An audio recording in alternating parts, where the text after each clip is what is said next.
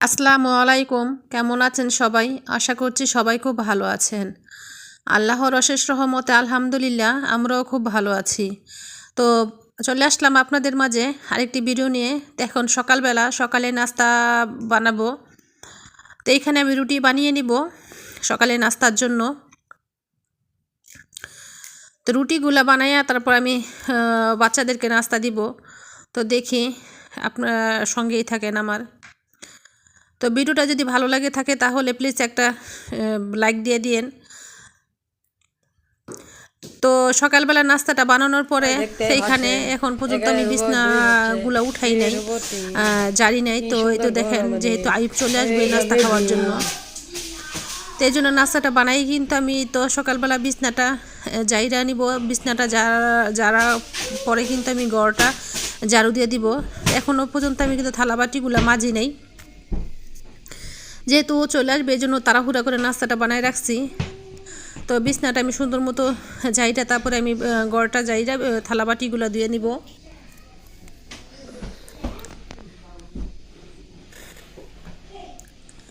তো আমার বিছনাটা গুছাইতে গুছাইতে কিন্তু পরে ঘরটা আমি ঝাড়ু দেওয়া শেষ করতে পারি না। আইব চলে আসছিল নাস্তা খাওয়ার জন্য। তো আইসা কিন্তু বলতেছিল, আমি বলতেছিলাম যে ওকে রুটি মানে খাওয়ার জন্য। সে কি করছে দেখেন, বলতেছে যে না আমি সে নাকি রুটি খাবে না। তো পরোটা কিন্তু বানাইছিলাম, সে নাকি ওইটাও খাবে না। তো কি খাবে এখন? তো ওইতে দেখেন যে নুডলস ছিল আর কি, নুডলসটা সিদ্ধ করে নিছে। সে কিন্তু সিদ্ধ নুডলসটা অনেক পছন্দ করে, এই জন্য বলতেছিল যে আম্মু আমি সিদ্ধ নুডলস খাবো। তো আমি আর কিছু বলি নাই, যেহেতু পরোটাটা খাবে না সেজন্য কিন্তু ওকে সিদ্ধ নুডলসটা আমি দিলাম খাওয়ার জন্য। সে খাইয়ে মাদ্রাসায় চলে যাবে। তাই এখানে দেখেন গতকালকে রাত্রে আমি কি করছি, তো অনেকগুলো ভাত ছিল। তো এই ভাতগুলা কি আমি না ফালাইয়া কিন্তু খিচুড়ি রান্না করছি। খিচুড়িটা রান্না করে নিছি। তো গতকালকে কিন্তু খিচুড়ি রান্না করছিলাম, সবাই খাইছিল। তো অনেকটা খিচুড়ি কিন্তু রয়ে গেছিলো। তো ওইটাই কিন্তু সকালে আমি আর নষ্ট করি না, আরও কিছু আছে, আরও অনেকখানি আছে। নষ্ট না করে এই খিচুড়িটাই কিন্তু আমি সকালে নাস্তা খাইলাম। আবার নতুন করে গরম করছি, গরম করে তারপর নাস্তাটা খাইলাম। আর এই খিচুড়িটা কিন্তু অসম্ভব অনেক মজা লাগে খাইতে, যে পান্তা ভাতের খিচুড়িটা থাকে ওইটা। এই তো আমাদের পাখিগুলা মাশাল্লাহ। তো এখানে একটা ডিম পাড়ার জন্য ইয়া দিয়ে দিছি। এখানে কিন্তু পাখি বসে, মানে ডিম পাড়ার সময় হয়েছে, তো ডিম দিবে আর কি। তো এই তো পাখিগুলা,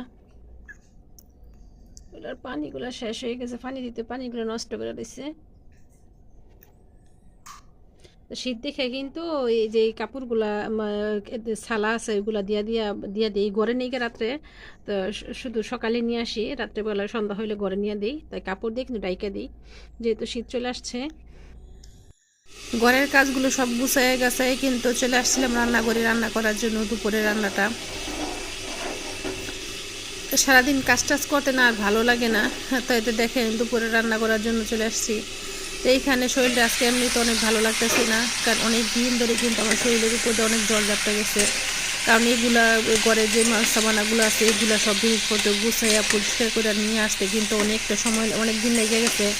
আর এগুলো সম্পূর্ণ কিন্তু আমি নিজ হাতে একাই কিন্তু করছি। তো এই তো এখন এই জন্য শরীরটা প্রচণ্ড পরিমাণ ব্যথা আর কি, জ্বর ঠান্ডা। আর যেহেতু সিজনটা অনেক পরিবর্তন হইতেছে, শীত শীত নামতেছে, এই জন্য কিন্তু সবার একটু জ্বর ঠান্ডা লাগবেই। এই যে এইখানে আমি বাচ্চাদের জন্য 3টা ডিম বোনা করলাম। 3টা ডিমই ছিল, এই জন্য আর কি 3টাই বোনা করে দিলাম, যেহেতু বাচ্চারা মাছটা খাইতে চায় না। তো এইখানে আমি তরকারিটাও রান্না করছি, কপি তরকারি, কপি সিম, যে শীতের যে সবজিটা আছে এই সবজিটা আমি কিন্তু মাছ দিয়ে রান্না করলাম এইখানে আজকে দুপুরের জন্য। আর ভাতটা কিন্তু আমি রান্না করেই রাখছি, ভাত আগে রান্না করে নিয়েছি। আর এখানে কিন্তু শীতের যে সবজিটা আছে এই সবজিটা খাইতে কিন্তু অনেক মজা লাগে। শীতের যে সবজিগুলা সিম, গাজর, কপি, মানে এগুলো আর কি। তো এখানে এটা কিন্তু গতকালকে রাত্রে, যেহেতু বললাম যে আমার শরীরটা প্রচণ্ড মানে খারাপ আর কি, ভালো ঠান্ডা লাগছে অনেক, কিছু খাইতে ইচ্ছা করে না। তোর বাবা যেহেতু বাহিরে গেছিলো, তো এখানে পিঠা নিয়ে আসছিল, চিতই পিঠা গরম গরম বলতেছিল যে ভর্তা দিয়ে খাওয়ার জন্য। তো এখানে আমি কি করছিলাম, আবার একটু তরকারি গরম করে নিয়েছিলাম, যে মাংস তরকারি ওইটা একটু গরম করে নিয়েছিলাম। তো ওইটা দিয়ে আর ভর্তা দিয়ে কিন্তু আমি খাইতেছি। আর দেখবেন যখন ঠান্ডা লাগে তখন কিন্তু ভাত খাইতে একেবারে ইচ্ছা করে না, তো এইগুলা ঝাল জাতীয় কোনো জিনিস কিন্তু খাইতে ইচ্ছা করে। তো এখানে অনেকগুলো পিঠাই কিন্তু নিয়ে আসছে, তো এইগুলো এখানে রনক কিন্তু খাইয়ে নিছে, আর এখানে আমি খাইছিলাম। আইব কিন্তু এখনও বাসায় আসে নাই, ও আসলে ওকে দিতে হবে, আর এখানে আরব খাবে।